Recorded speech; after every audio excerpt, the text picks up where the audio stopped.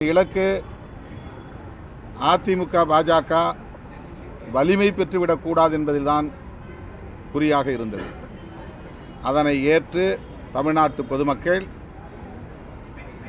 வாக்களித்திருக்கிறார்கள். அது முழுமையாக எங்கள் கூட்டணியை நோக்கி வந்து சேரவில்லை என்பது வருத்தமளித்தாலும் இது எங்களுக்கு கிடைத்த மாபெரும் வெற்றி. தமிழ்நாட்டில் இனி சங் பரிவார்கள் வாழா. ஐயா திருமாவளவன் அவர்களே, தடிக்கு கீழே விழுந்தா கூட மீசையில் மண் ஓட்டலன்னு சொல்கிற ஆள் நீங்கள். ஏன்னா இனிமேலாம் இது வேகாது, இந்த பப்பு வேகாது. என்னது பாசிசம் உள்ளே வந்துடும், பாஜக உள்ளே வந்துடும், இந்தி உள்ளே வந்துடும். இனிமேல் இந்த பப்பு வேகாது. நீங்கள் இதை பேசி பேசி பேசியே தான் நீங்கள் தோற்று போயிருக்கிறீங்க. உங்கள் முதலமைச்சர் வேட்பாளரே தோற்று போயிருக்கிறார். இதை விட வெட்கக்கேடான செயல் என்ன இருக்க முடியும்? ஏன்னா ராஜினாமா பண்ணியிருக்க வேணாமா?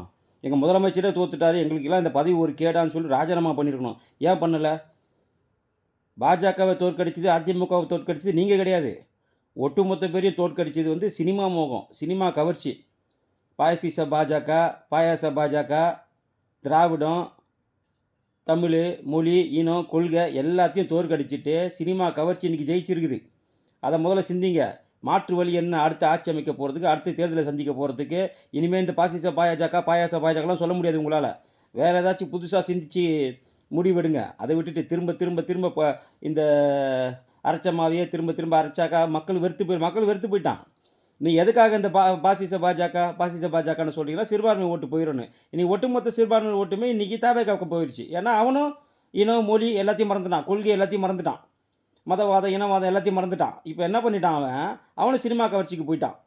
ஒட்டுமொத்தமாகவே இந்த தேர்தல் சினிமா கவர்ச்சிக்கான தேர்தலாக அமைஞ்சதை தவிர கொள்கைக்கான தேர்தலாகவோ இல்லை வந்துட்டு இனத்திற்கான தேர்தலாகவோ மொழிக்கான தேர்தலாகவோ உரிமைக்காக தேர்தலாகவோ இது அமையலை. முதல்ல இந்த பேசிக்கை புரிஞ்சுக்கங்க. திரும்ப திரும்ப திரும்ப திரும்ப பாஜகன்னு சொன்னாக்கா இருக்கிற 2 சீட்டும் இல்லாமல் டெபாசிட் இழந்து வீட்டில் உட்காருவீங்க. எனவே உங்களை நீங்கள் திருத்திக் கொள்ள வேண்டும் திருமாவளவன் அவர்களை. இனியாவது விஜயை தோற்கடிப்பது எப்படி என்பதை பற்றி சிந்திங்க. அதுதான் உங்களுடைய வருங்கால அரசியலுக்கு நல்லது. அது மட்டும் இல்லாமல் தெளிவாக சொல்லிட்டு போயிடுதானே, விஜய்க்கு எங்களுடைய வாக்கு கிடையாது, விஜய்க்கு எங்கள் ஆதரவு கிடையாது அப்படின்னு சொல்ல வேண்டியதானே. நிருபர் கேட்கும்போது மழுப்பியாக பதில் சொல்கிறீங்க.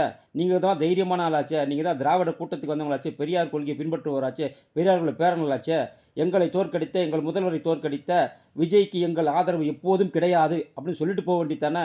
ஏன் இந்த மழுப்புறீங்க? அதை சொல்லக்கூட தைரியம் இல்லைன்னு சொன்னாக்கா நீங்கள் பாஜகவை பற்றி பேசுறதுக்கு, அதிமுக கூட்டணி பற்றி பேசுறதுக்கு என்ன தகுதி?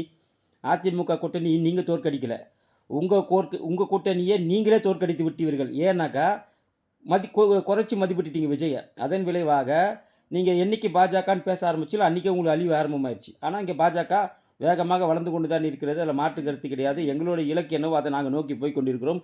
உங்களோட இலக்கு என்னவோ அதை நோக்கி நீங்கள் செல்வது தான் சால சிறந்தது. எனவே இனியாவது இந்த சினிமா என்ற மாய வழியில் இருக்கக்கூடியவங்களை எப்படி திருத்தி கொண்டு வரதுங்கிறத இனிமேல் உங்கள் பேச்சில் கொஞ்சம் மாற்றி பேசுங்க.